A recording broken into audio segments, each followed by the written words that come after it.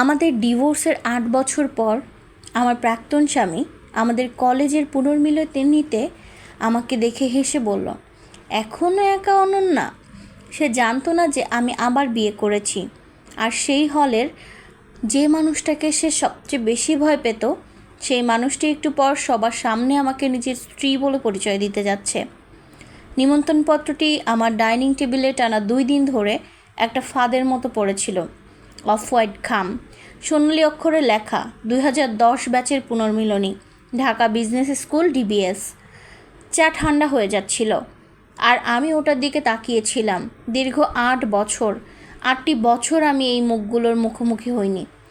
8 বছর আগে আমি এক কাপড়ে একটা ভাঙা সংসার আর এক বুক ক্ষোভ নিয়ে রাফসান আহমেদের বাড়ি থেকে বের হয়ে এসেছিলাম, আর পেছনে ফেলে এসেছিলাম একদল মানুষের কানাঘুষা। মেয়েটা সংসার ধরে রাখতে পারল না, অথচ একসময় আমাদের ব্যাচের সবচেয়ে মেধাবী মেয়ে বলা হতো আমাকে। তারপর রাফসানের সাথে আমার বিয়ে হলো, আর রাতারাতি আমার পরিচয় হয়ে গেল স্বামী পরিত্যক্তা নারী। মানুষের ড্রয়িং রুমের মুখরোচক গল্প।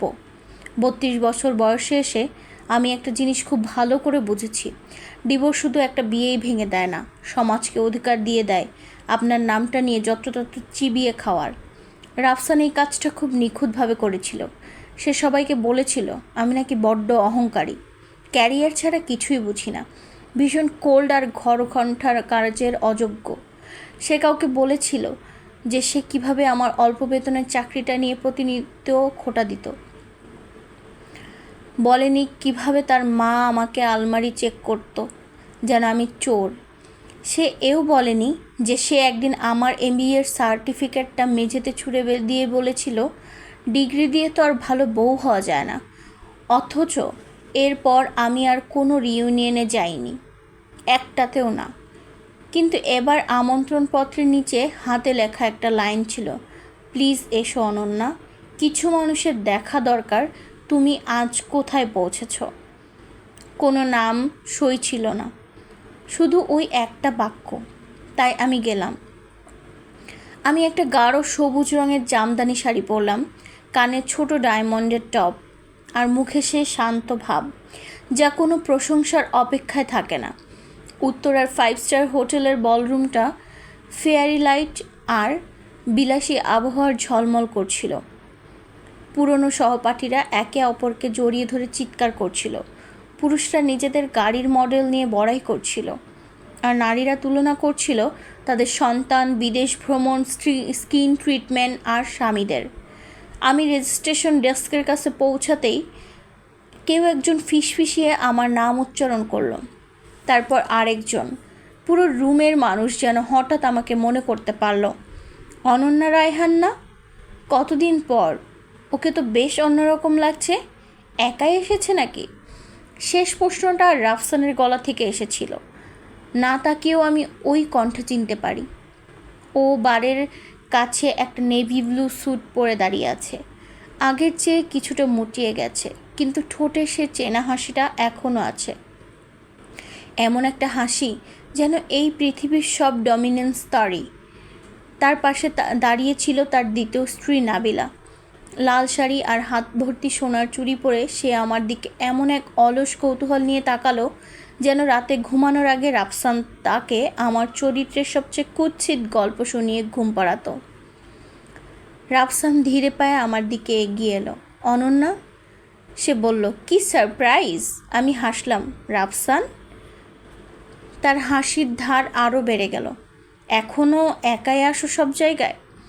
আশেপাশের মানুষজন এমন ভাব করছিল যেন তারা কিছুই শুনছে না, যার মানে হলো সবাই কান খাড়া করে আছে। নাবিলা মৃদু হাসলো। রাফসান আমাকে বলেছিল তুমি নাকি ভীষণ ক্যারিয়ার ওরিয়েন্টেড। কিছু মেয়ে আসলে ফ্যামিলির চেয়ে ফাইলের গুরুত্ব বেশি দেয়।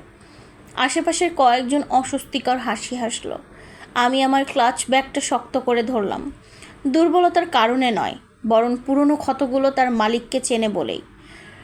রাফসান আরও একটু কাছে এসে বলল, তুমি যে আসবে আগে জানালে পারতে, তোমার সাথে বসার জন্য অন্তত একজন পার্টনারের ব্যবস্থা করে দিতাম। তোমার অনেক দয়া, আমি বললাম।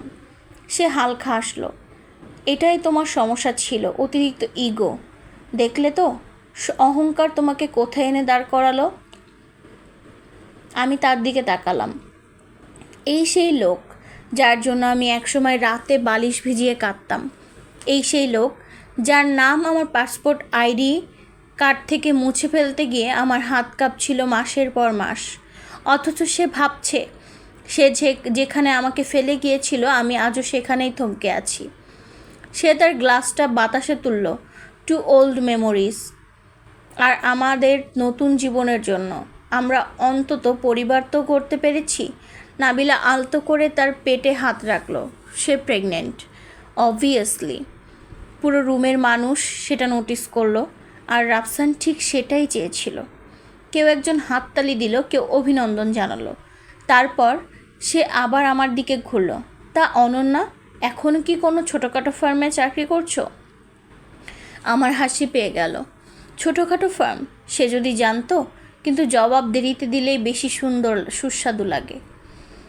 চাকরি করছি, আমি সংক্ষেপে বললাম। ভালো, সে উত্তর দিল।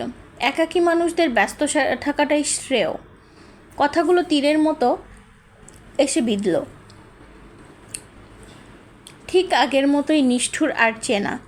1 সেকেন্ডের জন্য আমি আবার 24 বছরের সেই মেয়েটি হয়ে গেলাম, যে রাফসানের মায়ের রান্নাঘরে দাঁড়িয়ে কাঁদছিল কারণ একটা রুটি পুড়ে গিয়েছিল, আর রাফসান ড্রয়িং রুমে বসে বন্ধুদের বলছিল, বাদ দাও তো, ওসব ফ্যামিলি মেনটেন করা ওর কাজ না। ঠিক তখনই আমার ফোনটা ভাইব্রেট করলো। একটা মেসেজ, পিকড আপ। 5 মিনিটে ঢুকছি। রাফসান নামটা দেখার আগে আমি স্ক্রিন লক করে দিলাম। ও সেটা খেয়াল করলো। বয়ফ্রেন্ড? সে হেসে জিজ্ঞেস করলো। না।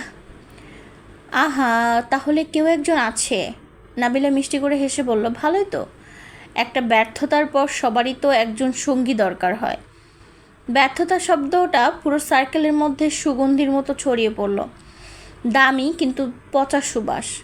আমি আমার জুসের গ্লাসটা টেবিলে রাখলাম। নাবিলা, আমি শান্ত গলায় বললাম, একটা মেয়ের টিকে থাকার লড়াইকে ব্যর্থতা বলো না, শুধু এই কারণে যে একজন পুরুষ তোমাকে তার নিজের সুবিধা মতো বানানোর গল্প শুনিয়েছে। নাবিলার মুখের হাসিটা জমে গেল। রাফসানের চোখ দুটো শক্ত হয়ে উঠল। মুখ সামলে কথা বলো অনন্যা। সেই পুরানো হুমকি। আমি একটু স্পষ্ট করে কথা বললেই ও এই টোনেই কথা বলতো। আমি উত্তর দেওয়ার আগেই হলের লাইটগুলো নিভে গেল। অনুষ্ঠানের হোস্ট স্টেজে উঠলেন।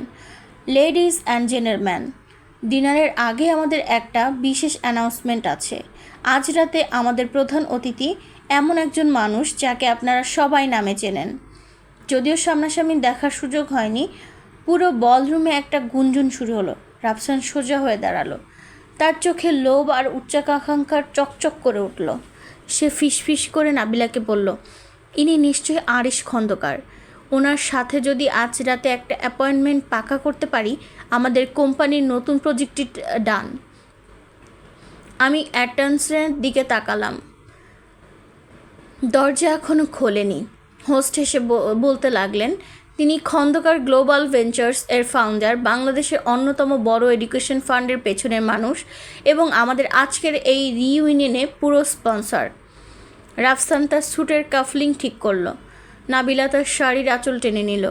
হলের অর্ধেক মানুষ দরজার দিকে ঘুরে তাকালো। তখনই হোস্ট শেষ লাইনটি বললেন, কিন্তু ওনাকে স্টেজে ডাকার আগে ওনার একটা ব্যক্তিগত অনুরোধ আছে। উনি বললেন, উনি আজ রাতে এখানে কোনো চিফ গেস্ট হিসেবে প্রবেশ করতে চান না, বরং এই 2010 ব্যাচের সবচেয়ে স্ট্রং এবং সাকসেসফুল মেয়েটির স্বামী হিসেবে প্রবেশ করতে চান। রাফসান মনে মনে হেসে ফিসফিস করে করল, আর ভাগ্য খুলে গেল রে বাবা। ঠিক তখনই বলরুমের বিশাল দরজাটা খুলে গেল, আর ভেতরে পা রেখেই দেশের অন্যতম শীর্ষ ব্যবসায়ী আরিশ খন্দকার পুরো হলের ভিড়ের মাঝে সবার প্রথমে যার চোখ খুঁজছিল সেটি ছিলাম আমি। গল্প নীরবতার প্রতিধ্বনি, পর্ব 1। আপনারা যদি গল্পটি পছন্দ করেন অবশ্যই পেজটিতে লাইক এবং ফলো করবেন। ধন্যবাদ।